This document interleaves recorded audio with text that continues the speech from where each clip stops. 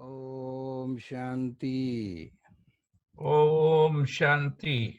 सभी एक हाथ से भाई साहब का स्वागत करें। भाई साहब सभा में हाजिर हो गए। हमारे डॉक्टर साहब भी हाजिर है। कारेली बाग की इस बगिया में आपका बहुत बहुत स्वागत है भाई साहब।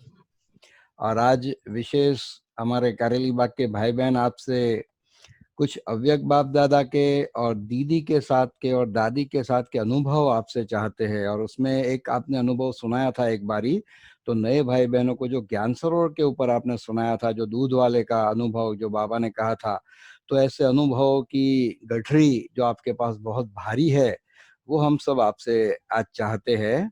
और वो तो मैं समझता हूँ एक क्या 1.5 घंटा भी कम पड़ जाने वाला है, लेकिन जितना हो सके वो गठरी का आप हमें बस वो हमें हमारी गठरी में वो गठरी आज खाली करिए। ऐसी हमारी शुभ भावना आपके प्रति है डॉक्टर साहब। हाँ, बिल्कुल। डॉक्टर साहब तो हमारे अनुभवों की खान है। डॉक्टर साहब के पास बहुत सारे अनुभव। जी बिल्कुल है, आपके लेकिन पास है इतने तो नहीं है, लेकिन जो कुछ राजू भी भाई, है बाबा के देन है।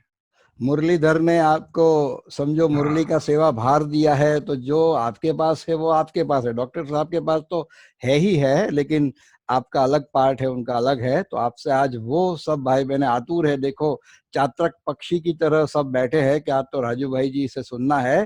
तो एवरीबडी इज इन एक्साइटमेंट कि आज बहुत अच्छा हमको मिलने वाला है। चलो, जो कुछ बाबा देगा अपने आप दे देगा। मैं तो बाबा को याद करके ही बैठा हूँ। अच्छी जी बात है, आप सब प्यार से सुन रहे हैं। अभी हम सबका बंद करेंगे, हम बोल रहे हैं, आप सुनते जाओ। बाद में 10-15 मिनट कोई क्वेश्चन आंसर करना हो तो कर। हाँ जी, हाँ जी।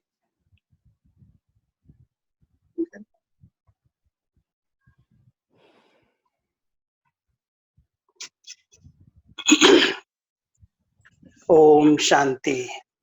ओम ओम हम शांति। शांति। सबको मीठा बाबा इतना प्यार की पालना दे रहे हैं।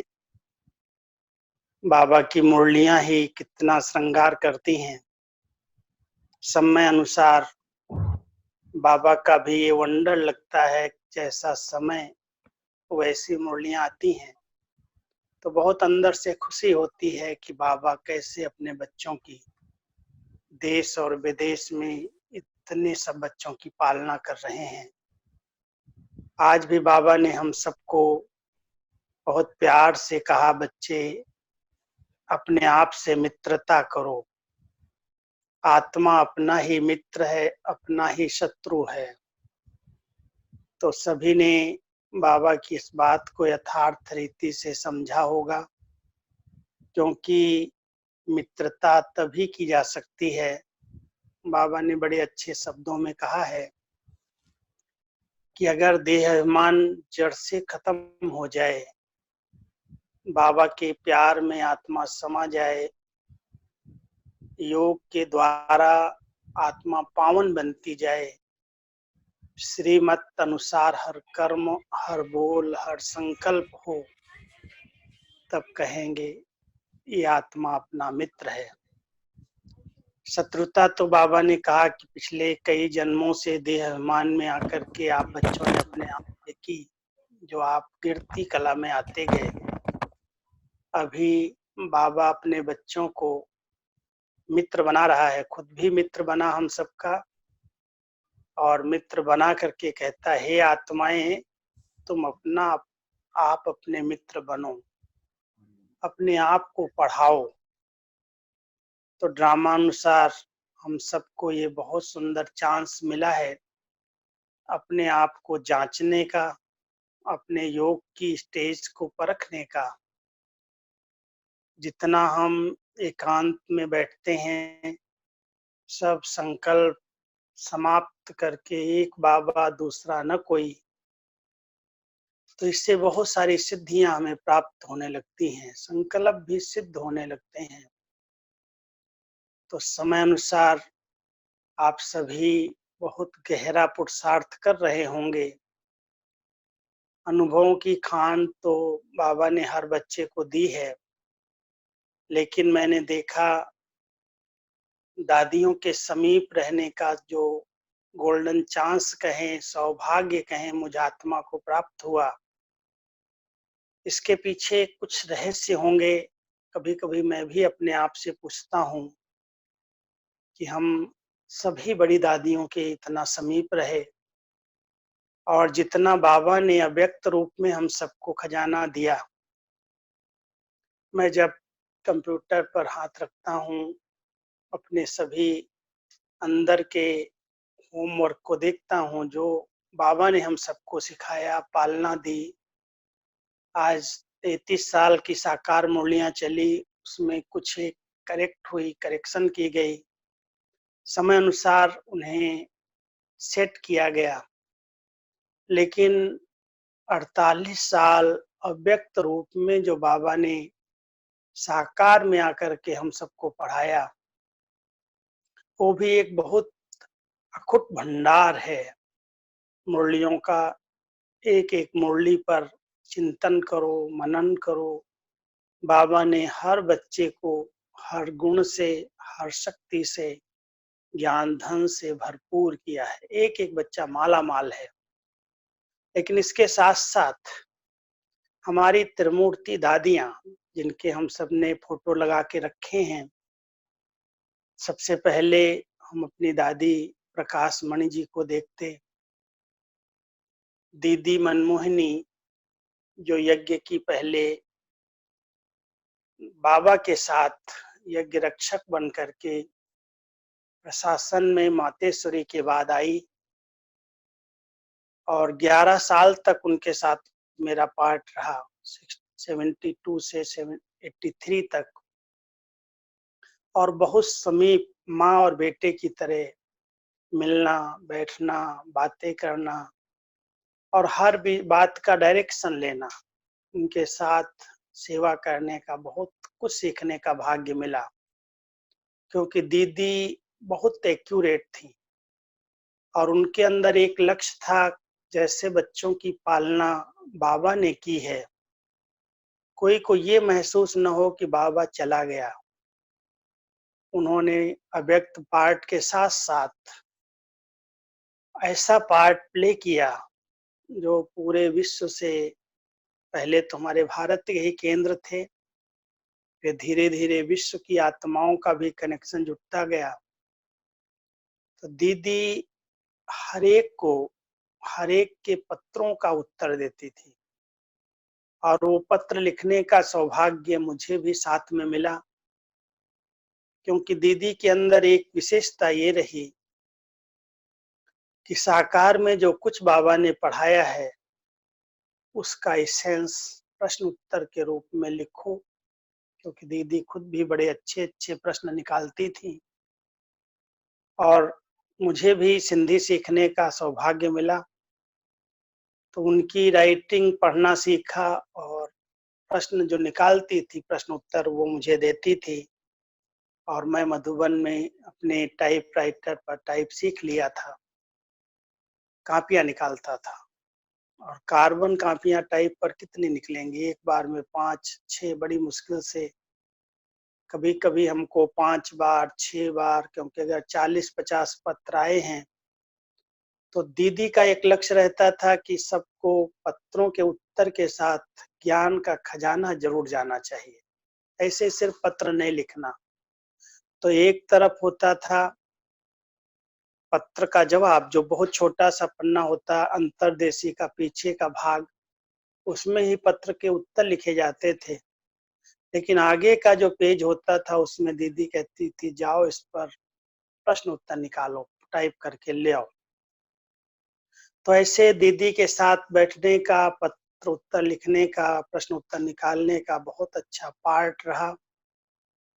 और दीदी नियम और मर्यादाओं में इतनी पक्की थी, कोई भी दिन उन्होंने अमृत वेला मिस नहीं किया। कोई दिन भी मुरली क्लास और नाइट क्लास मिस नहीं किया।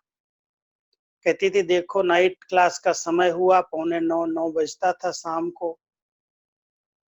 आगे-आगे चल देती थी, कहती घंटी बज गई, सब आ जाओ। भले उस समय कोई ज्ञान की अधिक चर्चा नहीं होती थी, क्लासेज नहीं करवाती थी या कराए जाते थे, लेकिन एक चिट चैट समाचार की लेन देन हो।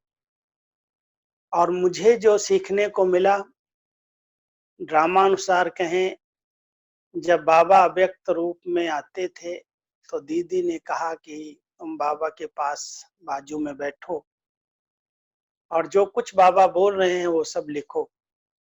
तो मैं पूरी रात, क्योंकि बाबा शाम को अगर 6-7 बजे आ गए तो कभी सुबह 7 बजे 6-7 बजे तक 12 घंटे मेहनत करते, बच्चों से मिलते और हर एक को अच्छे वरदान देते। तो मैं रात भर बाबा को देखता और बाबा की हर एक बात नोट कर लेता, क्योंकि उस समय मेरे पास कोई कंप्यूटर नहीं थे, कोई टेप रिकॉर्ड नहीं था। हम तो हाथ से ही लिखते थे, लेकिन बाबा का बोलना और मेरा लिखना बहुत अच्छी प्रैक्टिस किया हमने बाबा के पास बैठ कर के। कभी-कभी तो इतनी आधी डायरी ही लिख डालता था, रात भर बाबा बोलते थे। कितनी डायरियां हमने भरी होंगी।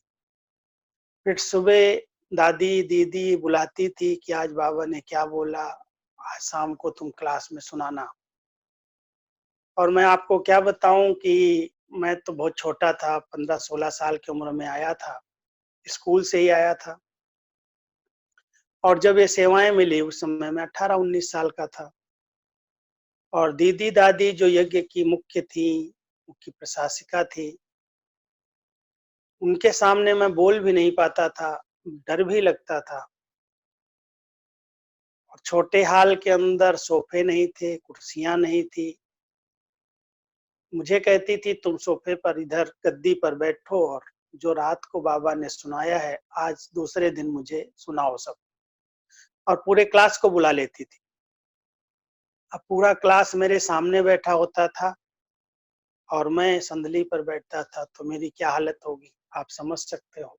दीदी दादी अगर किसी के सामने बैठी हूँ और मुझे कहा जाए कि आप पढ़ो और सुनाओ, तो मैं डरता था, कांपता भी था, लेकिन बहुत हिम्मत देती थी, शक्ति देती थी। नहीं नहीं, तुम कुछ अपना थोड़ी सुना रहे हो, तुमको तो बाबा का जो भी बोला है वो सब सुनाओ, निश्चिंत होके सुनाओ, दीदी दादी सुनेंगी। और जब दीदी दादी सामने बैठी हैं तो सारा क्लास बैठा हुआ है। तो हिस्ट्री हॉल ही था मधुबन के अंदर। 74-75 के बाद ये हमें मेडिटेशन हॉल मिला। लेकिन पहले 2-3 साल तो हम हिस्ट्री हॉल में ही क्लास करते थे, अमृत वेला करते थे। और अगर ग्रुप आ गए 50, 60, 70 भाई बहने, तो हम लोगों को कहा जाता था तुम माइक पर बाहर सुनो, स्पीकर पर सुनो, अंदर बैठने की जगह नहीं है। तो उस छोटे से परिवार में मधुबन के अंदर समर्पित होने का सौभाग्य मिला। और उस समय कोई भी साइंस के साधन नहीं थे, कोई भी प्रकार की सुविधाएं इतनी नहीं थी। हमारे धोबी घाट पाटे पर होते थे, कपड़े रात को हम भट्टी चढ़ाते थे, सुबह छटका लगाते थे। रोटियां जो बनती थी वो चूल्हे पर, लकड़ियों पर, गीली लकड़ियां कभी कभी जलाने में इतनी मेहनत होती थी, कोयले की सिगरियां जलाते थे। अगर 200-300 लोग आ गए तो उनकी इतनी रोटियां बनेंगी, नाश्ता बनेगा, उसी पर ही सब कुछ लकड़ियों पर ही होता था भोजन। हर प्रकार से कोई ऐसे साधन नहीं, लेकिन मुझे याद आता है कि वो ऐसा समय था जैसे बाबा कोई मनोरंजन हम सबको कराता था।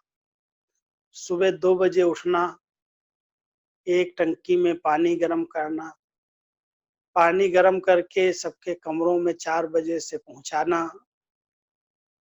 एक लेफ्ट राइट चलती थी, उधर योग चलता था बहन भाइयों का, और हम लोग 3-4 ही भाई थे ऐसे मजबूत कुम्हार आए थे स्कूल की लाइफ से। हम सबके कमरों में पानी भर भर के पहुंचाते थे, बाल्टियां पहुंचाते थे। और जब मुरली क्लास का समय आता था तो हम धोबी घाट करना शुरू कर देते थे। तो अमृत वेला भी कई बार हमने संगठन में सामूहिक रूप से नहीं किया और मुरली क्लास भी नहीं कर पाते थे।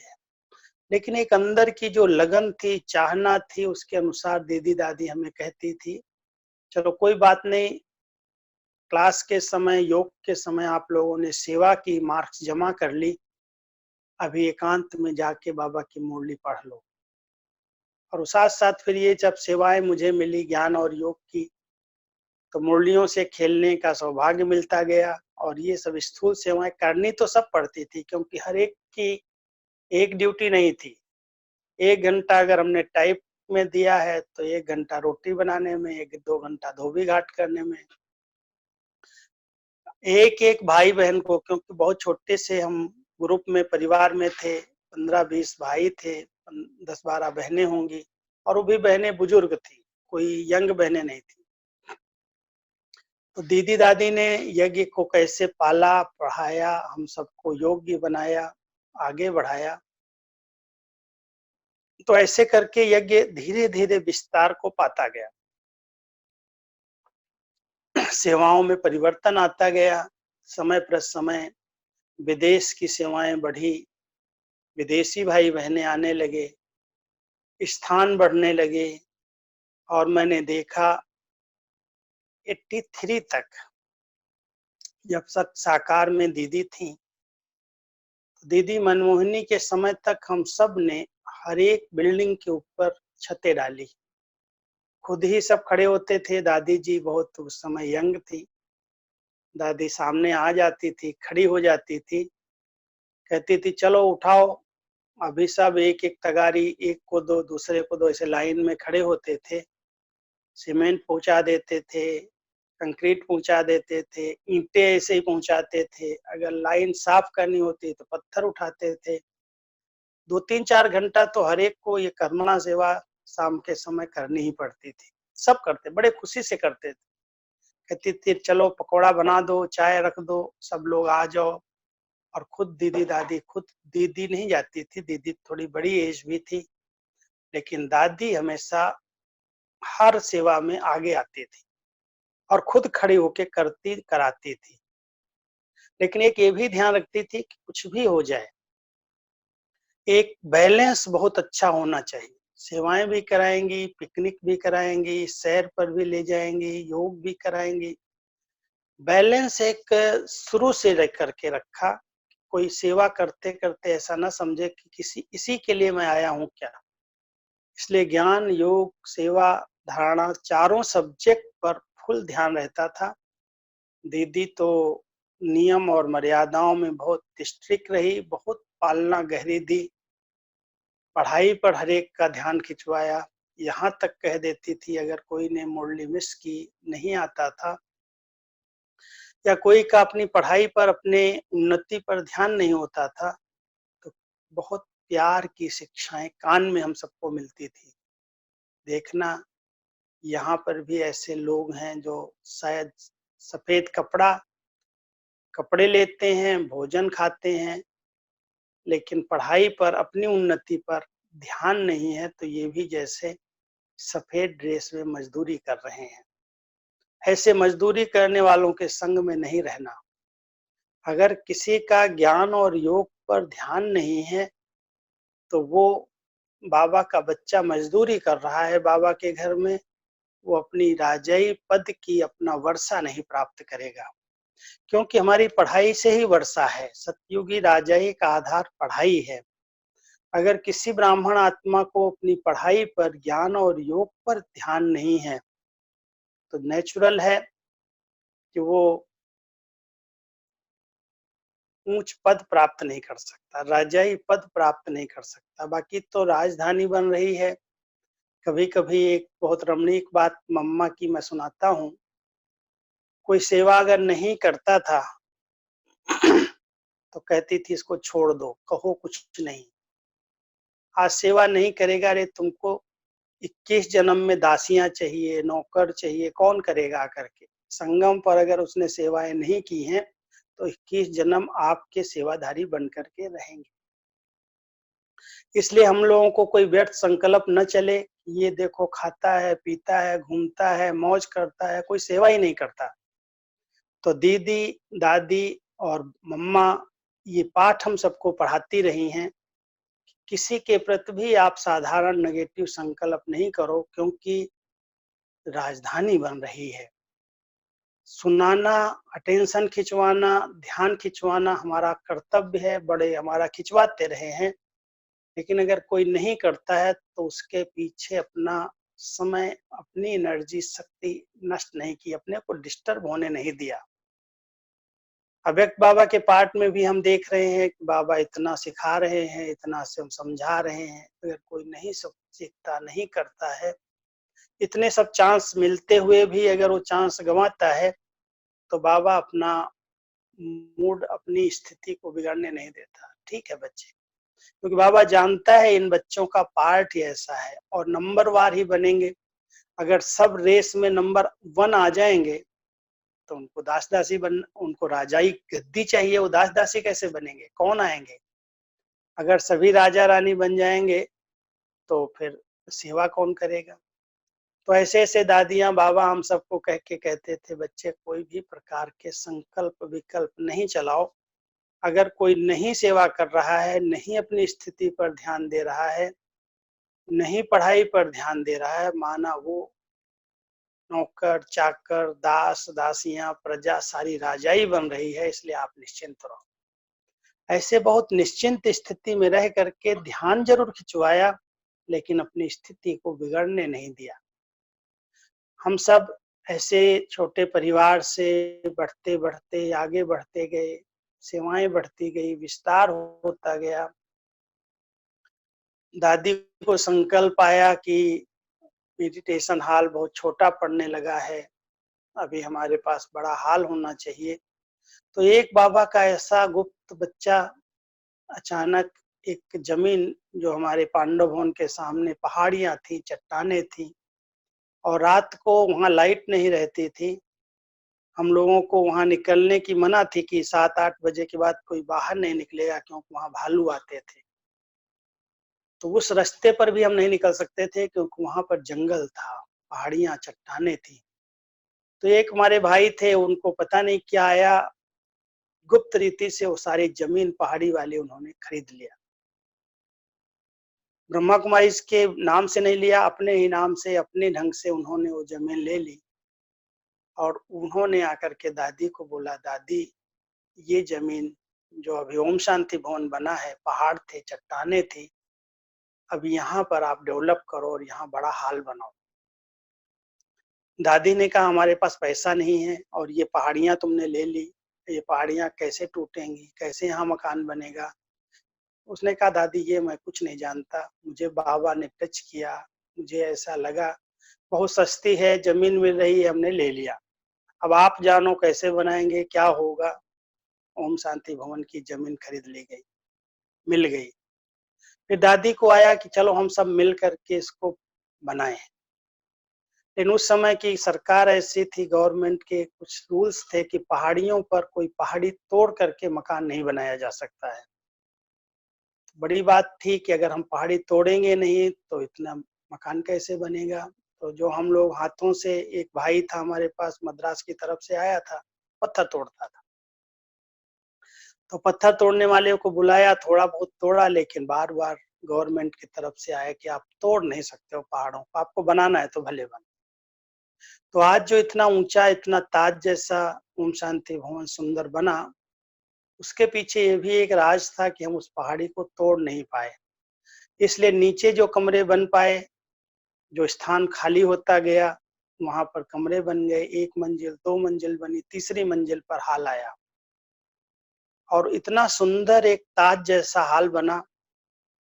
कैसे बना है, एक अद्भुत लीला थी।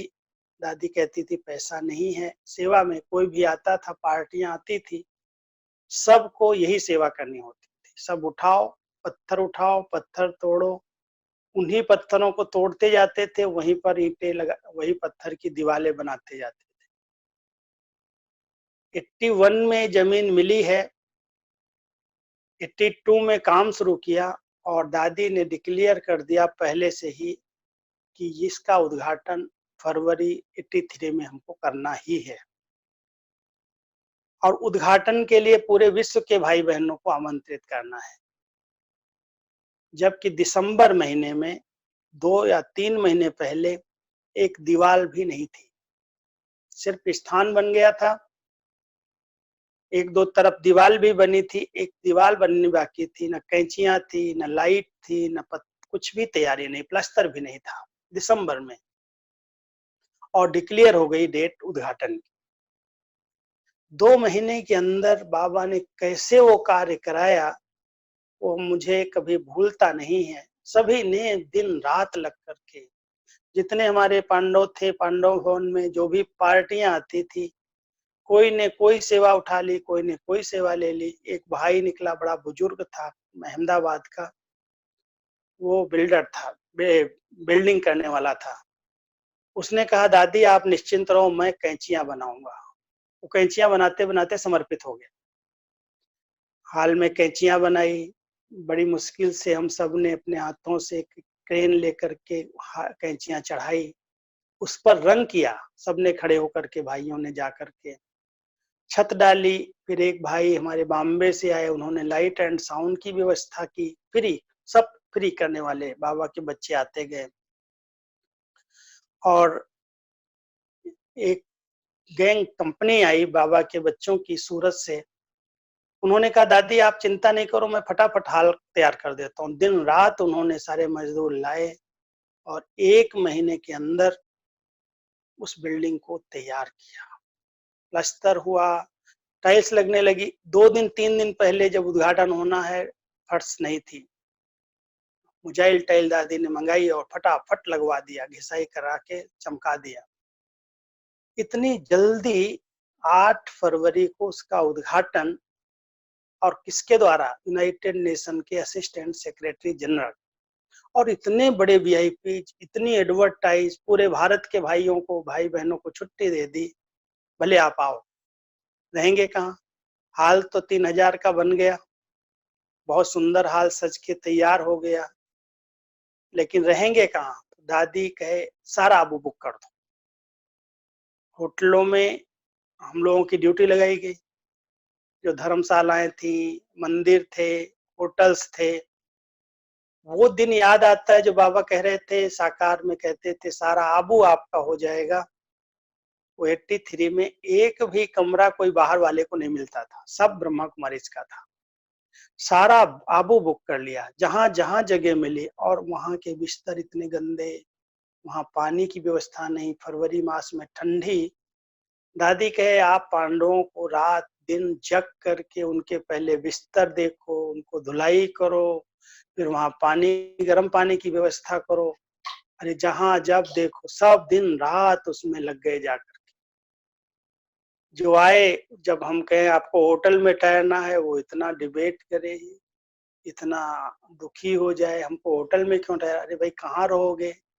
रहने की व्यवस्था नहीं है पांडव भवन में। पांडव भवन, सुखधाम तो बाद में बना, सुखधाम भी नहीं था, सिर्फ योग भवन था।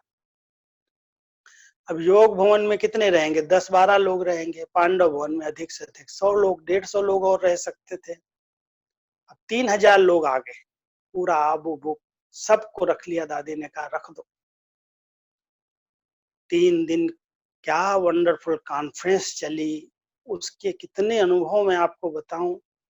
इतनी सुंदर एडवर्टाइज टीवी पर, रेडियो पर, अखबारों में, इतना अच्छा, ऐसा लगा कि अब तो बाबा प्रत्यक्ष हो गया, बस इसके बाद और कुछ नहीं करना पड़ेगा। चारों तरफ धूम मच गई। और सेक्रेटरी जनरल जो आया, क्या उसने भाषण किया, कितना प्रभावित हो गया, जैसे बाबा का बच्चा था। कई वीआईपी जाए, और ये सब देख करके हमने देखा, लाइट गई है, आपको अंधेरा लगेगा, आ जाएगी। हमने देखा कि जब सब पूरा हो गया, सब चले गए, दादी कहती है, अभी जिनका जो भी हिसाब किताब है, आप सब होटलों से लेकर के आओ।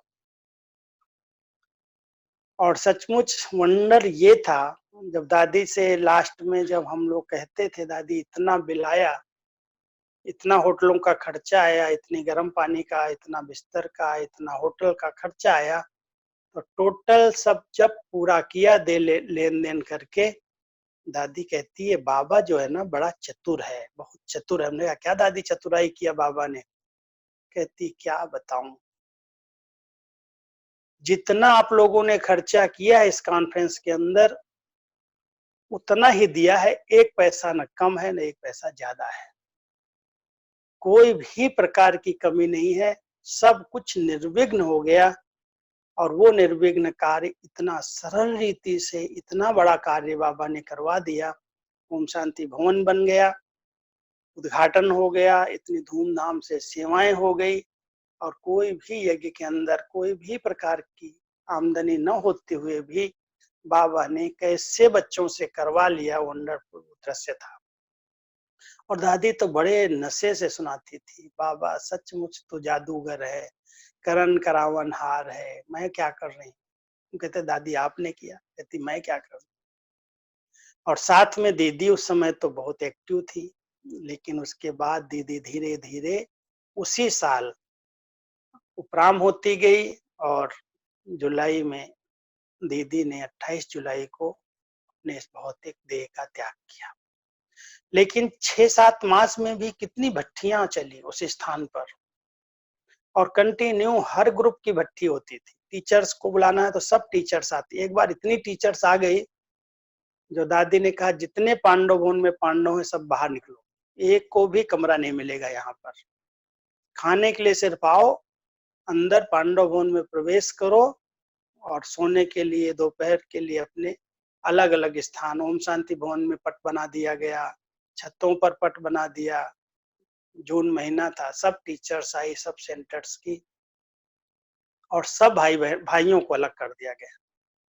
हम लोगों को अलग अलग स्थान पर रात को सोना नहाना इधर उधर, लेकिन सब टीचर्स पांडव भवन में। और उसके बीच में जो बाबा ने शिक्षाएं दी हैं, 2 जून की याद है मुरली मुझे, क्योंकि मेरे को तो छुट्टी होती थी, भले बहनें हो कोई भी हो, कोई और भाइयों को छुट्टी नहीं मिलती थी बैठने की, लेकिन मेरे को मिलती थी क्योंकि मैं नोट्स लेता था, तो मैं लिखता था साथ में, इसलिए मुझे कहा तुम बैठो। क्या बाबा ने पहली मुरली उनके सामने चलाई है, क्या शिक्षाएं दी हैं। आज्ञाकारी, वफादार, ईमानदार, परमानवरदार किसको कहा जाता है। ऐसी सुंदर शिक्षाओं की मुरली चली, और उसके बाद बहुत सारी भट्टियां अलग अलग ग्रुप की हुई।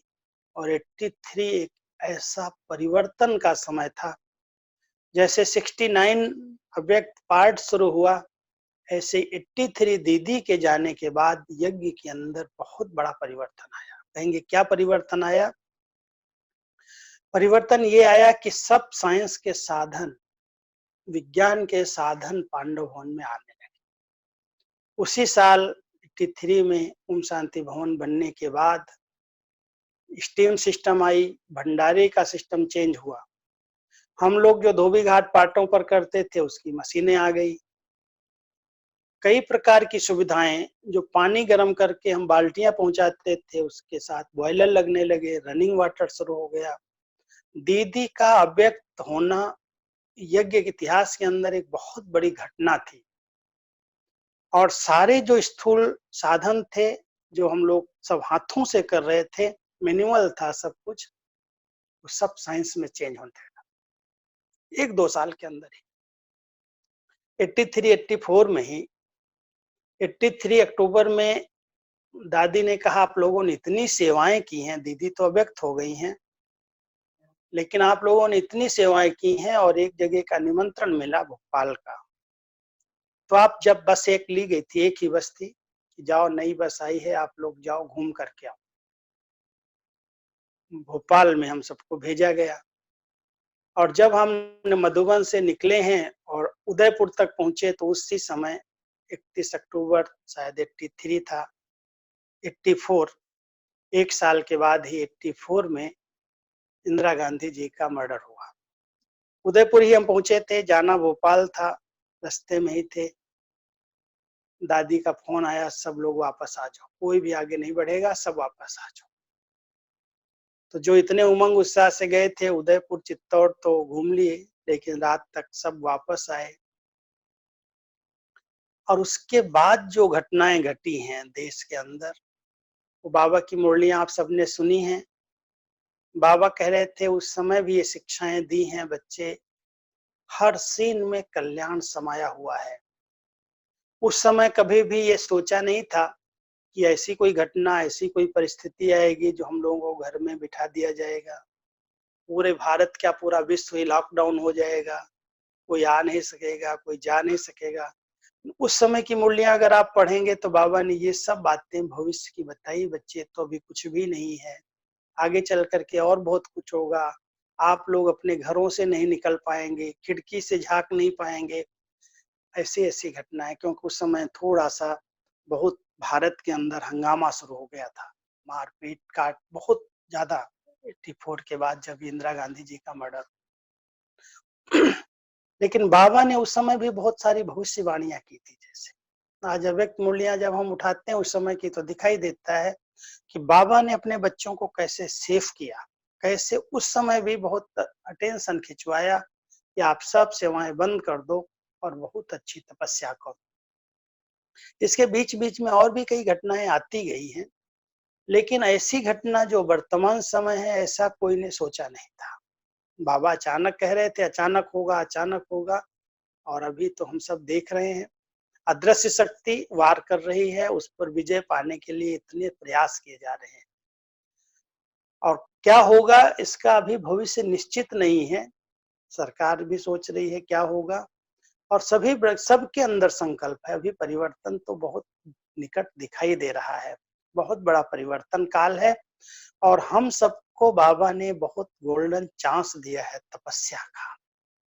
इसलिए हर एक ब्राह्मण आत्मा अभी जो 3 बातें शिवरात्रि पर बाबा ने हम सबसे छुड़ाई थी, त्याग प्रतिज्ञा कराई थी, आलस्य, अलबेलापन और बहानेबाजी, अब इन तीनों से आप सब मुक्त हो जाओ, क्योंकि समय अनुसार ये जो हमें तपस्या का चांस मिला है, एकांत में बैठो, अपने आप को देखो। बहुत सारे चरित्र देखे हैं, यज्ञ की वृद्धि देखी है, विस्तार देखा है, सेवाओं का विस्तार देखा है, खूब सेवाएं की हैं देश और विदेश में। दादी जानकी जी जब 2007 में मुख्य प्रशासिका बनी है, बड़ी दादी का जाना भी एक बहुत बड़ा परिवर्तन का निशानी थी। उस समय भी सब ब्राह्मणों के अंदर वैराग्य वृत्ति थी, और दादी जानकी जी ने फिर दादी के बाद बहुत स्मूथली, बहुत नम्रता के साथ अपनी सब विदेश के कारोबार को समेटते हुए भारत को साथ लिया, और भारत में भी सब बहनों को इतना प्यार प्रेम पालना दी, हम सबको ऐसे साथी बनाया। दादी कहती थी तुमको तो सबको दीदी का दादी का वरदान मिला हुआ है, तुमको कोई गाइड करने की जरूरत नहीं है, जैसे तुमने उनके सन्मुख सब कुछ किया है अभी वैसे ही सब कुछ करो। कोई बात पूछनी है बतानी है तो जरूर बताओ, लेकिन जैसे कर रहे हो ऐसे ही करते चलना, हल पीछे नहीं हटने की जरूरत है। और इतना उसको रिस्पेक्ट दे करके मैं 4 बातें कह रहा था दादी जानकी के अंदर, जो इस किले को एक करके रखा, सबको अपना बना करके रखा, इतनी सेवाओं का विस्तार किया, देश और विदेश को एकजुट में बना के रखा। कभी कभी जब कहती थी कि मुझे तो बाबा वीजा नहीं देता है, मुझे तो बुलाता नहीं है, तो मैं अकेले में जब बैठा होता था तो मैं उनको कहता था दादी आपका बैठना ही बहुत बड़ी सेवा है। क्या सेवा है? सेवा तो आप लोग कर रहे हो, मैं कहाँ कुछ करती। हम तो बहुत प्यार से दादी को कहते थे दादी आपके बैठने से भंडारा और भंडारी सब कुछ भरपूर रहती है, क्योंकि उनको सदा यही रहा। आप सब जानते हो दादी जानकी जी के दिल की बातें सुनाई है उन्होंने, कभी हमेशा कहती रही सफेद कपड़े खीसा खाली मैं तो विश्व की माली। दादी ने हमेशा ही अपने आप को बिल्कुल त्याग मूर्ति बना करके रखा, मेरे ऊपर 2 रुपया भी खर्च नहीं होना चाहिए, ऐसी एकदम बेगमपुर की बादशाह, रमता योगी मस्त फकीर बिन कौड़ी बादशाह। तो दादी के अंदर वो भावनाएं रही, यज्ञ भरपूर रहे, जहां पर भी हम लोग जाते थे आते थे वापस तो पूछ देती थी यज्ञ के लिए कुछ कमाई करके आया, क्या लाया, कितना लाया, ऐसे मतलब फ्रेंडली पूछ करके कहती थी देखो दादी गई तो इतना ले आई, तुम तो इतना ही लाया, हंसती थी। हम कहते हैं दादी आप तो दादी हैं, आपके लिए तो सब पूरे ब्राह्मण परिवार जी जान देने के लिए तैयार रहते हैं। कहती थी हाँ वो तो ठीक है, लेकिन आप लोग इतनी क्लासेस कराते हो, इतना सबकी पालना करते हो, आप लोगों को भी यज्ञ का ध्यान रखना है, यज्ञ को भरपूर करना।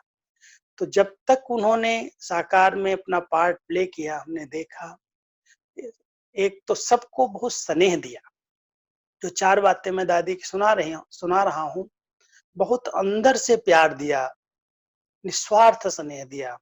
कोई भी चला जाए, हमेशा उसको टोली देना, स्लोगन देना, कुछ न कुछ देना। फल आए हैं तो फल देना, कोई सौगात चाहिए तो सौगात देना, देने के संस्कार। और हर एक को अपनेपन की भाषणा देना। ऐसा नहीं आया है चला जाए, बैठो, दृष्टि लो। मैं तो जब जाता तो आधा पौना घंटा मुझे तो नहीं छोड़ती थी। जो उनके अंदर होता था सब सुनाना शुरू कर देती थी। मेरे को सुनाया, अब जाओ तुम सबको भेज दो, सबको लिख के भेज दो।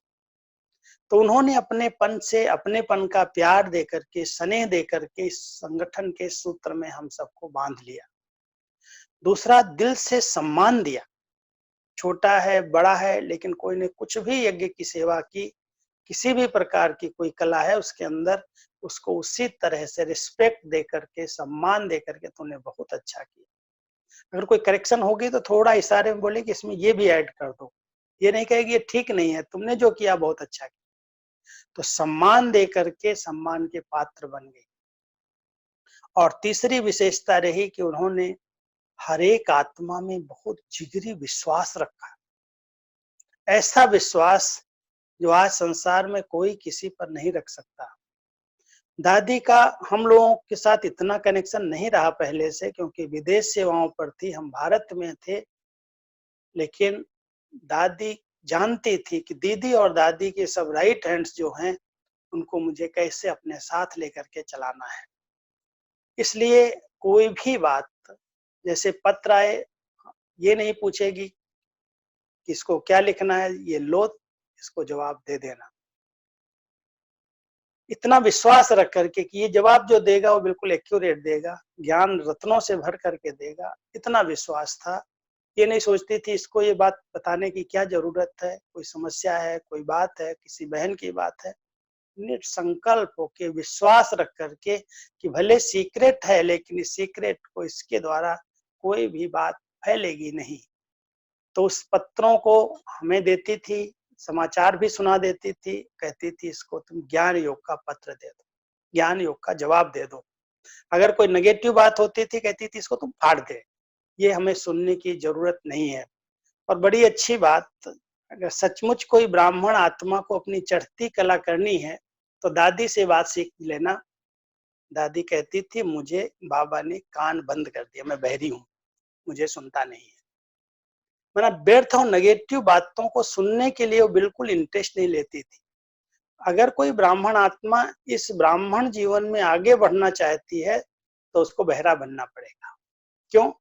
क्योंकि बहुत सारी बातें ऐसी हैं जो हमारे मनोबल को गिराती हैं।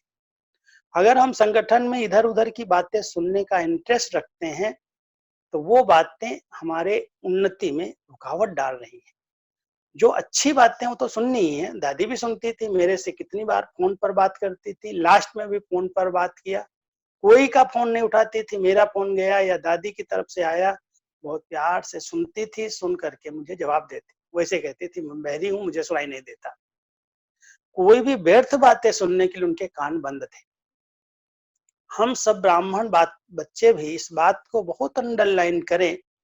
अगर कोई भी अपने परिवार की नेगेटिव बातें हमें, आपको, किसी को सुना रहा है, व्यर्थ बातें कर रहा है, यज्ञ के बारे में, मुरलियों के बारे में, बड़ों के बारे में, बाबा कहता है बच्चे तू कान बंद कर ले, नहीं तो तेरा पतन हो जाएगा, गिरावट आ जाएगी। अपनी उन्नति करनी है तो hear no evil, see no evil, talk no evil, think no evil, सुनना ही नहीं है कोई कितना भी हमें अपनी मनगढ़ंत बातें सुनाए। ये कहानियां हैं रामायण की, महाभारत की, ये कहानियां हैं। बाबा कहते हैं इन कहानियों में जाओगे तो तुम्हारा समय, तुम्हारी शक्तियां सब नष्ट हो जाएंगी। इसलिए हम सब ब्राह्मण आत्माओं को बहुत अपने आप को हर नेगेटिव बातों से बचाना है। तो दादियों ने देखा कि ये जो ग्रुप है, जो हम लोग 3-4 उनके समीप ज्यादा रहे, उनको कहती थी आप लोग व्यर्थ और नेगेटिव से बिल्कुल परे रहना, कभी इसके प्रभाव में नहीं आना। खास पैसा आता था, तुरंत कहती थी देखो मेरी अलमारी में कोई को 5 रुपया भी सवेरे नहीं मिलना चाहिए। रात को अगर मैं शरीर छोड़ दूं तो ऐसे कोई नहीं कहे जानकी के कमरे में इतना पैसा रखा हुआ था। 10 बजे रात को भी अगर उनको कोई लिफाफा दे के गया, वो कहते थे अभी अकाउंट वाले को बुलाओ, ये पैसा दे दो, मेरी अलमारी पास, मेरे पास नहीं होना चाहिए। इतना उपराम थी कि कभी भी अपने पास पैसा नहीं रखा, और कभी किसी का पत्र आ गया तो ऐसे नहीं कल जवाब हो जाएगा, परसों हो जाएगा, नहीं, कहती थी कल नहीं, अभी करो, अभी जवाब दे दो इसको, कल मैं मर जाऊं तो क्या हो। इतना उपराम रहती थी और इतना विश्वास सबके ऊपर रखती थी कि इन लोगों को हमने कह दिया है, ये अपने आप कर लेंगे। और सचमुच इतना यज्ञ स्मूथ चलता आया है, तो दादी ने विश्वास रखा। और चौथी बात, हर एक को समझ करके हैंडल किया। ऐसे नहीं सबको एक जैसी हैंडलिंग दे दी। कौन से व्यक्ति को किस बात की जरूरत है, उसी तरह से उन्होंने समझा। जैसे दीदी की बहुत परख शक्ति पावरफुल थी, ऐसे ही जानकी दादी भी हर एक को परख लेती थी, इसका चिंतन क्या है। बाबा कई बार कहते हैं इस शक्ति को ग्रहण करो। कल बाबा मुरली में कह रहे थे, मैं जानी जाननहार नहीं हूं, मैं तो नॉलेजफुल हूँ, नॉलेज है मेरे पास, लेकिन मैं अपने बच्चों, किसी के बच्चों के दिल की बात को नहीं जानता। बाबा तो चतुर सुजान है, क्योंकि अगर कह देगा मैं जानता हूँ तो लाइन लग जाएगी, बाबा क्या जानते हैं, पूछने वाले बहुत आ जाएंगे। इसलिए बाबा कहता मैं अंतर्यामी नहीं हूँ। लेकिन अगर कोई आत्मा अपनी संपूर्णता की स्टेज पर पहुंची हुई है तो वो अंतर्यामी बन जाती है। ये मेरा अनुभव है। दादियों ने अंतर्यामी की रीति से कोई संकल्प लेकर के मैं गया हूं, बोलूं या न बोलूं, उनके मुख से उसका उत्तर आता था। वो बोल देती थी, अंदर की बात को भी जान लेती थी। कई बार ऐसे देखा, अगर कोई के चेहरे पर होता है तो चलो पता चलता है, लेकिन अंदर अंदर क्या चल रहा है, कई बार अंदर की बात चेहरे पर आती है। लेकिन उनके पास परखने की शक्ति थी, जजमेंट की शक्ति थी, और बहुत अच्छी तरह से हर आत्मा को समझ करके इसको मान चाहिए, इसको अपने दिल का रिस्पेक्ट चाहिए, इसको अपना नाम चाहिए, वो सब कुछ जानती थी और जान करके उसी तरह से उसको हैंडल करती थी। तो हम सभी भी अपने इस परिवार को अभी कैसे आगे बढ़ाएं, एक होकर के रहें, एकता के सूत्र में बंद करके रहें। 4 बातें बाबा ने बताई हैं। समय अनुसार हम सबको उन्हीं 4 बातों का अभ्यास करने की जरूरत है, और हमारी दादियों ने वो प्रैक्टिकल करके दिखाया है। सबसे पहली बात है कि हम सब एक होकर के रहें। इतने बड़े परिवार में एक दूसरे को इतना रिस्पेक्ट दें, इतना एक दो को समझें, जो आज बाबा के वरदान में था। आप सभी ने अंडरलाइन किया होगा कि कभी भी किसी की बातों को कट करना भी देहमान है। किसी के विचार को कट कर देना ये देहमान है। जो कट करता है उसके अंदर अभिमान आता है, और जिसकी बात को कट करता है उसको अपमान फील होता है। यही 2 बातें हैं जो हमारे संगठन को तोड़ रही हैं। इस देहाभिमान को हमें जड़ से खत्म करना है। हर आत्मा जो राय दे रही है, कोई बात कह रही है, वो अपनी समझ से बिल्कुल ठीक कह रही है। हमें उस समय उस बात को कट नहीं करना है, गलत को भी उस समय कट नहीं करना है। ये दादियों ने हमें सिखाया है। और अगर ऐसे हम सब चलते हैं, किसी की बात को भी काटते नहीं हैं, तो हमारा स्नेह बढ़ता है। स्नेह और सम्मान जहां पर होता है, वहां सबका सहयोग प्राप्त होता है। इसलिए बाबा ने सूक्ष्म देहाभिमान को खत्म करने का आज भी इशारा किया है। ऐसे ऐसे सूक्ष्म अभिमान को खत्म करने के लिए हम सबको बाबा ने एकांत का समय दिया है। एकांत में बैठें, और किस प्रकार का देहाभिमान है। चलो काम, क्रोध, लोभ, मोह, अहंकार बड़े रूप में तो हर एक ने जीता है, लेकिन इनके सूक्ष्म रूप बड़े भयानक हैं, और वो अंदर ही अंदर आत्मा को परेशान भी करते हैं, उन्नति नहीं करने देते, आगे बढ़ने नहीं देते, और सबसे बड़ी रुकावट योग में डालते हैं। इसलिए सूक्ष्म विकारों को अगर कोई जीतना चाहता है, तो ये समय जो हम सबको मिला है, जो बाहरी सेवाओं से, बाहरी वातावरण से हम सब छूटे हुए हैं, मुक्त हैं, ध्वनि प्रदूषण भी नहीं है, आवाज का भी नहीं है, तो पानी का भी नहीं है, हवा का भी नहीं है, सब प्रकार के प्रदूषण भी खत्म हो रहे हैं। सांस ले सकते हैं, आराम से रह सकते हैं खुली हवा में। अंदर अंदर बैठो, तपस्या करो, एकांत का अच्छा आनंद लो। एकांत का एक अर्थ बाबा सुनाते हैं, एक के अंत में चले जाओ। मैं आत्मा जो हूँ, जैसी हूँ, मेरा बाबा जो है जैसा है, हम दोनों को स्पष्ट देखें और देख कर के बाबा के समीपता का अनुभव करें, उनकी शक्ति का अनुभव करें, उनकी सकाश का अनुभव करें। पहले हम सशक्त बने।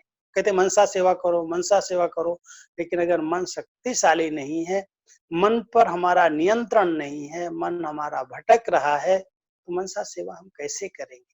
ये तो कहने की बात हो गई, आप 4 घंटा बैठ जाओ, बैठने से मनसा सेवा हो जाएगी क्या? लेकिन अगर पावरफुल बल्ब है, अच्छी तरह से लाइट और माइट संपन्न स्थिति है, तो उसकी लाइट तो नेचुरल चारों तरफ फैलेगी। सेवा करने की और जरूरत क्या है?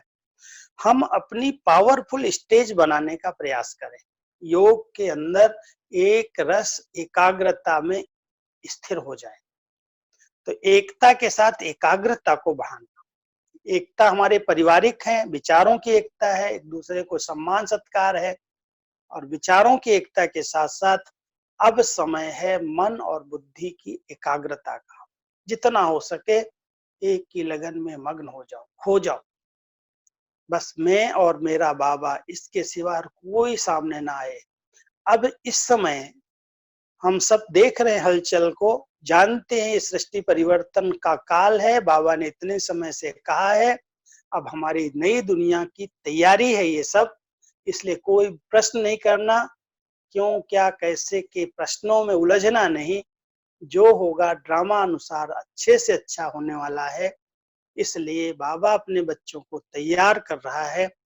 ऐसी एकाग्रता का अभ्यास करो, एक की किरणें लो, एक की शक्ति के नीचे रहो और अपने आप को बिल्कुल प्योर, शुद्ध, सच्चा बना लो। एक नामी देखना, हर चीज में एक नामी, एक बाबा दूसरा न कोई। भले हमारे साथी हैं, सहयोगी हैं, संबंध हैं, संपर्क हैं, एक दूसरे का हाल चाल पूछते हैं, परिवार है, लेकिन निराधार, जैसे हमारी दादी ने करके दिखाया, अंत समय में भी कोई भी उनसे अंतिम दर्शन में भी नहीं पहुंचा। ऐसा एक नामी, एक बाबा। कहती थी न मैं किसी में फंसूं, न कोई मेरे में फंसे। ऐसे बाबा की याद में गई, कोई को याद नहीं किया, एक बाबा की गोदी में आराम से उड़ के चली गई। तो हम सब एक नामी बन करके एक का नाम बाला करना है, एक का हो करके रहना है, एक की याद में रहना है। और चौथी बात है, जितना हो सकता है अपने ऊपर कम से कम खर्चा हो, इकोनॉमी। जो संपत्ति है बाबा की है, बाबा के कार्य में सफल हो। और हम सब भाग्यवान आत्माएं हैं जो अभी तक भी बाबा हमारे धन को स्वीकार कर रहा है। अभी जरूरत के अनुसार अगर हम सब बाबा के कार्य में कुछ भी मदद कर देते हैं, ट्रांसफर हो रहा है ये नई दुनिया के लिए, उसके रिटर्न देने के लिए बाबा अपने आप बंध जाएगा। एकानामी करनी है, जो बाबा कहते व्यर्थ के खर्चे हैं उनको बचाओ। कोई भी व्यर्थ हमें अभी तो जरूरत भी नहीं है समय अनुसार, लेकिन कोई भी प्रकार का संकल्प व्यर्थ न जाए, बोल व्यर्थ न जाए, ऐसे कोई संबंध संपर्क उनके पीछे हमारा समय व्यर्थ न जाए। और साथ साथ हमारा धन जो है बाबा ने जो दिया है, अमानत जो है, बाबा के कार्य में लग जाए, वो सफल हो जाए। बुद्धि का जहां जहां विस्तार है उसको समेट लो, और समेटने के बाद जो धन संपत्ति है बाबा समर्पित करके अपने परिवार को पहले चलाओ, और साथ साथ कुछ न कुछ थोड़ा बहुत ट्रांसफर करके अपना भविष्य भाग्य बनाओ। तो ये 4 बातें हैं, एकता, एकाग्रता, एक नामी और एकानामी। अब इन चारों पर बहुत अंडरलाइन करके अगर हम सब चलेंगे, तो मैं समझता हूं ये जीवन जो समय है वो हमारा सब सफल हो जाएगा। और कोई भी ब्राह्मण आत्मा अब कोई भी शक्ति निष्फल होने न दे। जो शक्तियां हमें बाबा ने दी हैं, बाबा के काम में सफल हो जाएं। अभी स्थापना का कार्य कुछ तो रहा हुआ है, विनाश के पहले उसको पूरा होना चाहिए। वो है बाबा की प्रत्यक्षता का कार्य। अभी तक बाबा की प्रत्यक्षता नहीं हुई है और ये आवाज नहीं गूंजा वो मुक्तिदाता आया हुआ है, सबको मुक्ति देने के लिए बड़ी खुशी खुशी से सब मुक्ति में जाएंगे।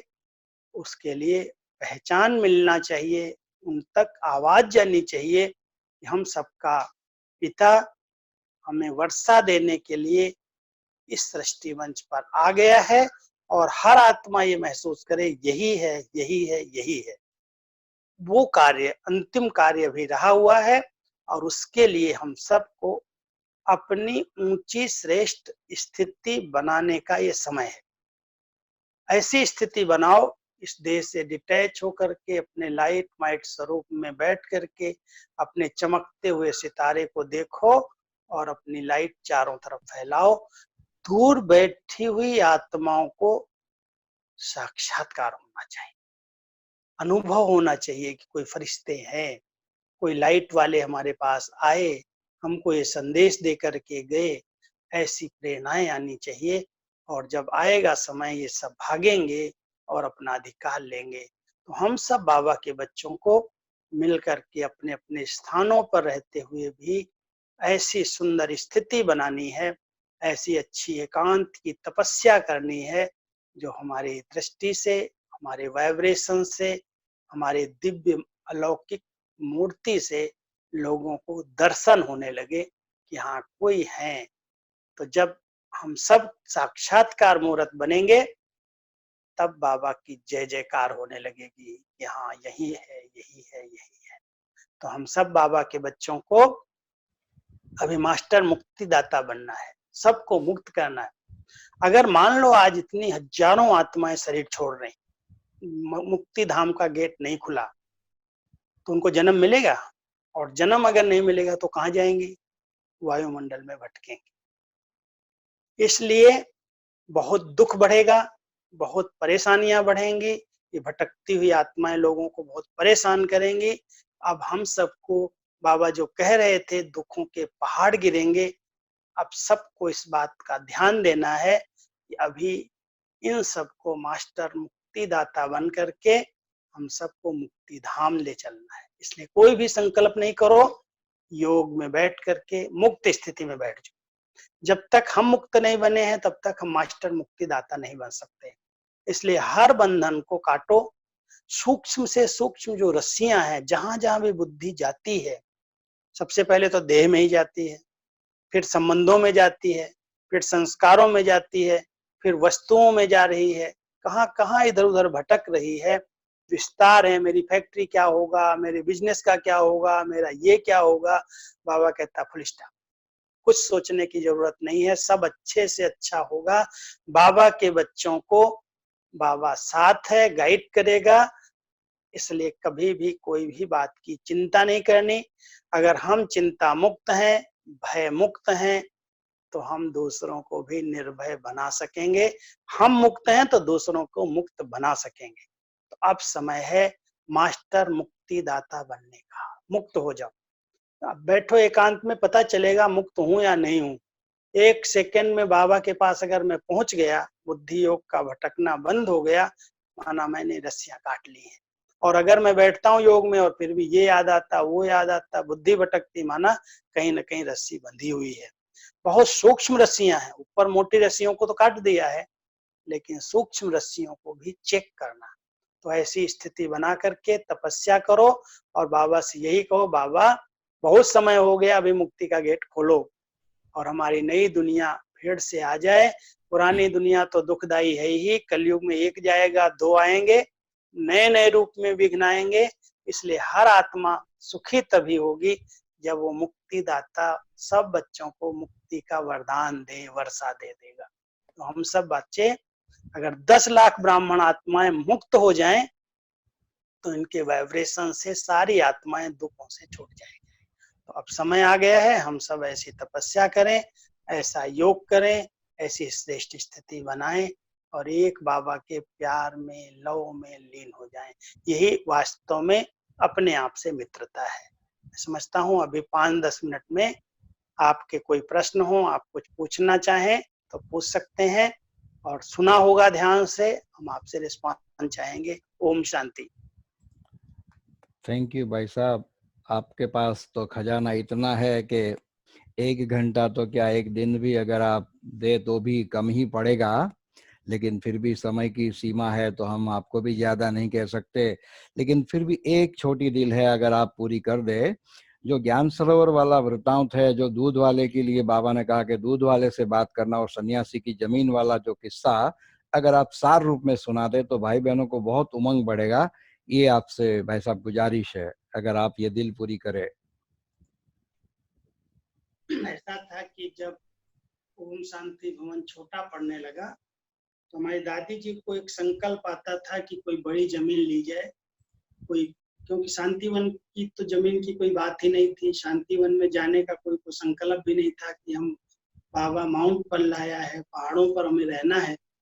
तो दादी ने बहुत सोचा भी था, और एक सन्यासी था जो करीब 108 साल की उम्र में शरीर छोड़ा, गौमुख में रहता था। ऊपर नीचे एक वशिष्ठ आश्रम है 700 सीढ़ी के नीचे, लेकिन ऊपर जो आश्रम था वो बाबा से बहुत प्यार करता था सन्यासी। तो सन्यासी को एक बार तकलीफ हुई। वैसे तो दादी जी का ध्यान रहता था, जो हमारी गुफाओं में सन्यासी बैठे हैं, बीच बीच में कहती थी जाओ इनको भोजन दे आओ, इनको ठंडी लगती होगी कंबल दे आओ। तो बहुत सारे भाई बहने उनकी सेवा करते थे बीच बीच में उनके पास जा करके। लेकिन वो सन्यासी जो था वो बहुत बाबा से जुड़ा हुआ था, बहुत बाबा से भी प्यार था। और दादी भी कहती थी कभी डॉक्टर बनारसी को, कभी किसको, जाओ इनको कंबल दे आओ, दवाई की जरूरत है दवाई दे आओ। फोन भी कर लेता था, जब भी कोई बात होती थी फट से दादी को डायरेक्ट फोन आता था। बहुत ध्यान रखता था। और जब दादी देखती थी कि इसको कुछ जरूरत है तो भेजती थी भाई। उसको एक बार कुछ पेन हुआ, हर्निया का शायद कुछ तकलीफ हुई, ऑपरेशन की जरूरत पड़ी। तो उसने दादी को बोला दादी मुझे बहुत दर्द हो रहा है, आप मुझे डॉक्टर के साथ कहीं बड़े हॉस्पिटल में दिखवा दो। जब उसके बहुत सारे सन्यासी हैं, बहुत बड़ा मठ। फिर भी दादी ने जब देखा कि उसको तकलीफ है तो नरसिंह भाई को कहा जाओ तुम इसको अहमदाबाद ले जाओ और ऑपरेशन करवा दो। जब उसको ऑपरेशन के लिए अहमदाबाद लेके गए तो ऑपरेशन के टेबल पर जब लेटा वो बहुत डरा हुआ था, पता नहीं अभी क्या होगा। तो बाबा साकार में, ब्रह्मा बाबा से उसका प्यार था, ब्रह्मा बाबा उसके पास आए और सामने आके बाबा सीधा ही उससे बोला बच्चे तुम डरो नहीं, ऑपरेशन डॉक्टर नहीं करेगा, मैं करूँ, सब ठीक हो जाएगा। निश्चिंत हो गया और सचमुच वो ऑपरेशन इतना अच्छा हो गया। उसके बाद आके वो ठीक हुआ और ठीक होने के बाद उसको संकल्प आया कि हमारे पास 35-40 एकड़ जमीन है पूरा आश्रम की, वहां पर जहाँ हमारा रूम का ऊपर का एरिया है। हम लोग पिकनिक करने वहां जाते थे, आश्रम में उसके जाते थे, तो सब्जियां होती थी, फल होते थे, जो भी उसके आश्रम में था वहां सब निकाल के देता था। और हम लोग भी उसके लिए कुछ न कुछ ले जाते थे, प्रसाद, टोली, कोई चीज। तो बहुत संबंध में था, नजदीक था। तो उसने कहा कि दादी कुछ भी हो, ये कागज है, सब क्लियर है, आप ले लो। 35-40 एकड़ जमीन, और लेने की संकल्प तो दादी को आ ही रहा था कि कुछ लेंगे, कुछ करेंगे, कुछ बनाना पड़ेगा क्योंकि बहुत संख्या वृद्धि हो रही है। तो दादी ने कहा ठीक है, वो कागज ले आए। भाई लोग गए, सारे कागज उसने उठा के दे दिए। लेकिन दादी के अंदर एक बात रहती थी कि इसके विषय में मुझे बाबा से बिना पूछे कोई की जमीन नहीं लेनी, फ्री तो लेनी नहीं है। लेकिन वो सब फ्री देने के लिए थे। सब कागज जब दे दिए आगे, भाई लोगों को तो बड़ी खुशी थी कि हम अभी लिखा पढ़ी कराएंगे, यहाँ हमारा एक अच्छा सा आश्रम बन जाएगा बड़ा। दादी ने कहा नहीं, बाबा को बुलाओ, बाबा से पहले पूछे। तो हिस्ट्री हॉल है जो, वहां पर गद्दी लगाई नीचे, बाबा को वैसे बुलाते, ऑफिशियल नहीं बुलाया, भोग वोग नहीं रखा, लेकिन गुलजार दादी को गद्दी पर बिठाया। और बिठा करके जब दादी गई और बाबा आए तो हम कुछ लोग बैठे थे, मैं समझता हूँ केवल 12-15 लोग थे। दादियां थी 3-4 और हम। तो बाबा ने पहले आते ही कहा बच्चे ये जो कागज हैं जमीन के, बाबा को इस सन्यासी की जमीन नहीं चाहिए और ये सारे कागज कल ही वापस कर। तो सब जो हमारे बड़े भाई थे वो सब बताने लगे दादी को जरूरत है बाबा, अभी जरूरत पड़ रही है, बहुत आवश्यक है, लेना चाहिए, जब फ्री मिल रही है तो क्यों छोड़ना चाहिए। तो बाबा थोड़ा सीरियस ऐसे बच्चे, बाप को किसी सन्यासी की जमीन नहीं चाहिए, ये कल ही कागज वापस कर। ऐसी बड़ी बात को सबने चुपचाप सुन लिया। अभी बाबा ने कहा है, सवेरे दादी ने कहा ये सारे वापस कर दो। तो सारे कागज जब वापस किए तो वो सन्यासी भड़क गया, कहता है ऐसा कैसे, तुम लोग डरते क्यों, हम लोग बैठे हैं, हमारे पास बंदूक है। बहुत सारा नशे से उत्तर देता था कि आप डरो नहीं, आप ले लो, आप कुछ भी नहीं होगा। लेकिन बाबा ने मना कर दिया, भगवान मना कर रहा है तो कौन हाँ करे, नहीं, नहीं, हम सब कागज वापस करवा। सब कागज उसको जब दे दिए तो बेचारा चुप तो हो गया, अब क्या करे। लेकिन थोड़े दिन के बाद चर्चा हो गई कि उसने, सन्यासी ने ब्रह्मा कुमारी को एक जमीन दे दी। इधर उधर बात तो फैलती है। और वहां पर उसका ट्रस्ट है बड़ा, रघुनाथ मंदिर का। अंदर अंदर सब सन्यासी गर्म हो गए और कुछ नागों को बुला लिया और उस सन्यासी के पास गए कि तुमने ऐसा कैसे किया है, हम लोगों से बिना पूछे किया है, हम तुझको खत्म कर देंगे, आए ब्रह्मा कुमारी यहाँ पर, बहुत हंगामा करना। अरे वो कहता है भाई मैं तो दे रहा था लेकिन उन्होंने तो लिया ही नहीं, सब कागज वापस करके, तो बेचारे क्या कर सकते थे। तो बाबा ने वो पहले से देख लिया दृश्य, जानी जाना नहार था, उस दृश्य को पूरा कर दिया। तो वहां तो सब शांति हो गई। लेकिन फिर एक दिन अव्यक्त बाबा आए थे, तो सुबह सुबह 6 बजा था, हम लोग सामने ही थे। विदाई के समय ओम शांति भवन में बाबा ऐसे ही एक बार तो ऐसे आंख बंद किया तो लगा बाबा चले गए, लेकिन फिर आ गए नीचे। और फिर आंख खोलते ही दादी की तरफ देखने लगे और नजदीक बुलाए, इधर आओ। दादी जब आई तो कान में बाबा बोलते हैं कि बच्ची इधर, ऐसे इशारा किया, ये दूध वाले जो आते हैं ना उनसे बात करना, जमीन के लिए तुमको चाहिए ना, बात करना। ऐसे इशारे में दादी को बोल दिया और बाबा फिर आंख बंद करके चला गया। तो दादी बाहर आई तो स्नान पानी करके तैयार होकर मुरली क्लास के बाद हमारे भाई वल्लभ भाई संभालते थे दूध का सारा कारोबार। तो दादी ने उसको बोला कि आज बाबा ने सवेरे सवेरे ऐसे बोला है, क्या दूध वाले तुम्हारे पास आते हैं तो उनसे बात करना, क्या कोई ऐसी जमीन है क्या। तो दूध वाला 9 बजे के लगभग दूध लेकर के आया और आकर के सीधा ही आके कहता है, वल्लभ भाई को मिला कि वल्लभ भाई हम लोगों का एक विचार है कि हमारी एक जमीन पड़ी हुई है, सबकी है, मिली जुली जमीन है, 30-35 एकड़ है, और अगर आप लोग लेना चाहो, आपकी सेवाओं की कोई जरूरत हो तो हम सब देने के लिए तैयार हैं। वो सामने से बोलने लगा और दादी ने पहले उनको बोला हुआ था। तो कहता अच्छा तुम्हारे पास कहाँ जमीन, चलो मुझे दिखाओ। तो कहता आप चलो हमारे साथ। तो दादी वल्लभ भाई को उसने सब जमीन ले जा करके दिखाई, तो बिल्कुल जंगल था, कांटे थे, झाड़ियां थी। उसको लगा कि ये जमीन क्या करेंगे, रोड भी नहीं थी। फिर भी आके दादी को बताया, दादी ये दूध वाला आया है और ये ऑफर कर रहा है, जमीन है लेकिन वो जंगल है, हम क्या करेंगे। दादी कहती बाबा ने कहा है, इशारा किया है, आप देखो। दादी कहती चलो हम भी चलेंगे, अब कैसे जाए, जंगल था, रास्ता ही नहीं था, पगडंडी थी सिर्फ सालगांव में जाने की। फिर भी दादी ने कुछ भाइयों को भेजा, जाओ देख करके आओ। और चरागाह की जमीन वैसे कोई मकान नहीं बना सकता, ले नहीं सकता, लेकिन फिर भी उनकी बड़ी इच्छा थी। फिर रमेश भाई को बात की गई और कुछ भाइयों के नाम से जमीन ले ली। अब वो जमीन तो ले ली गई लेकिन वो बनेगी कैसे, वहाँ रोड नहीं है, साधन नहीं है, सरकार बड़ी स्ट्रिक्ट, कुछ भी नहीं हो सकता है। और बाबा तो करण कराओ, जाने जाना नहार, कुछ भी करा सकता है बच्चों से।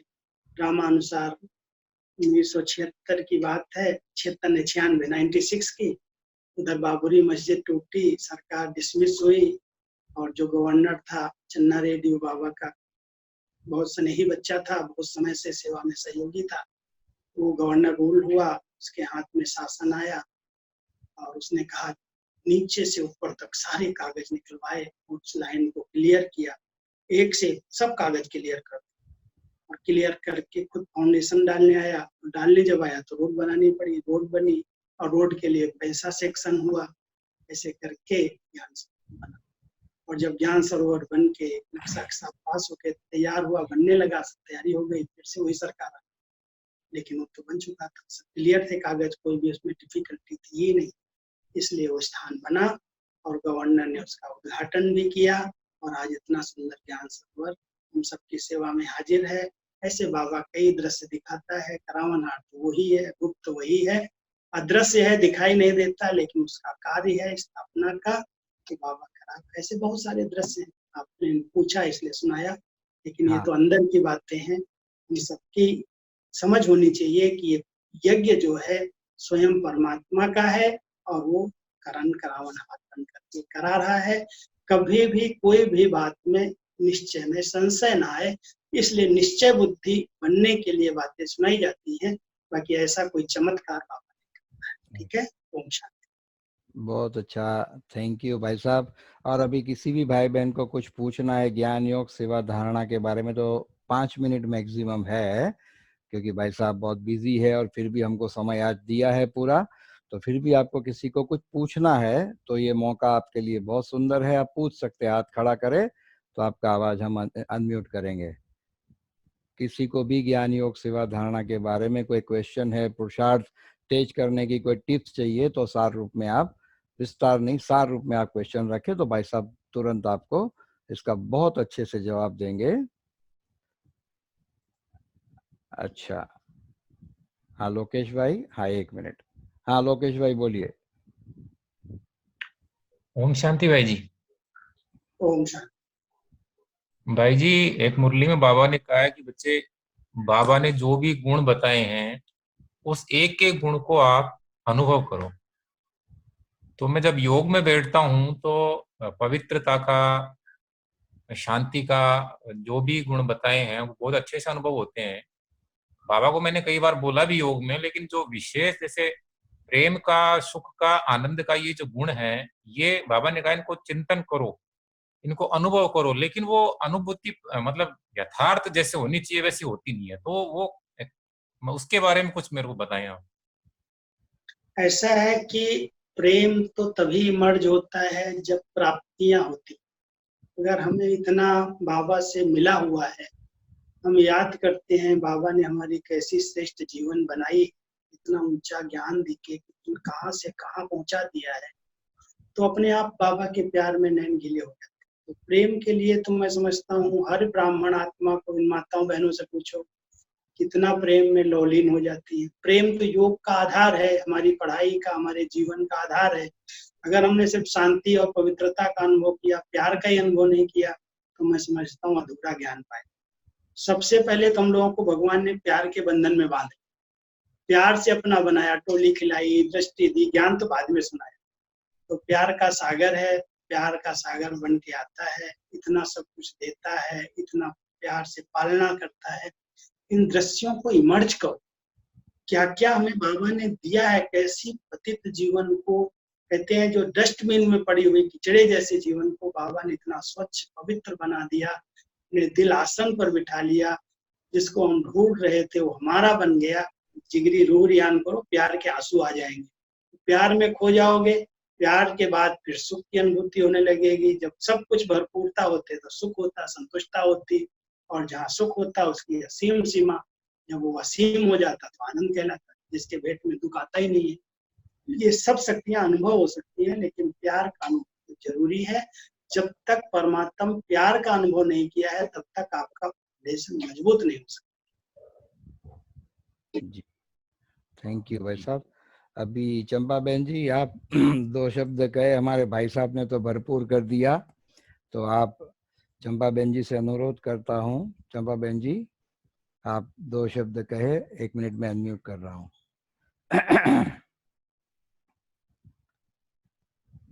अनम्यूट। हाँ जी बोलो चंपा बहन, कहाँ 1 बैठी हो, मिनट, दिखाई नहीं 1 मिनट देता है। भाई साहब। चंपा बहन आपके वहां से आपको अनम्यूट करना है। डॉक्टर साहब,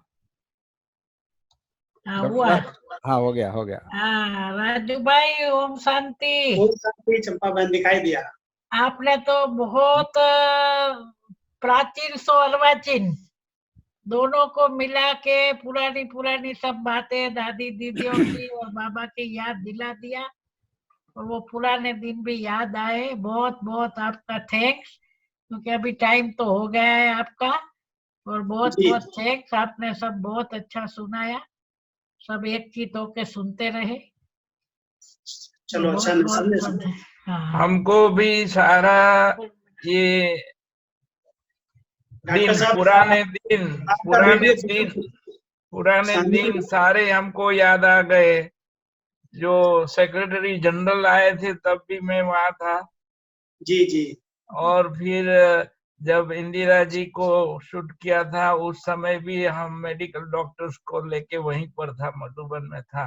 अच्छा तो अच्छा, आप जैसे जैसे बता दे के वो अपना पत्थर उठाने का जो पार्ट था उसमें भी हमने शेयर किया था, जो ओम शांति भवन बना था, तो जी उस जी समय भी मैं था। तो आपके साथ मैं भी इस में बह रहा था।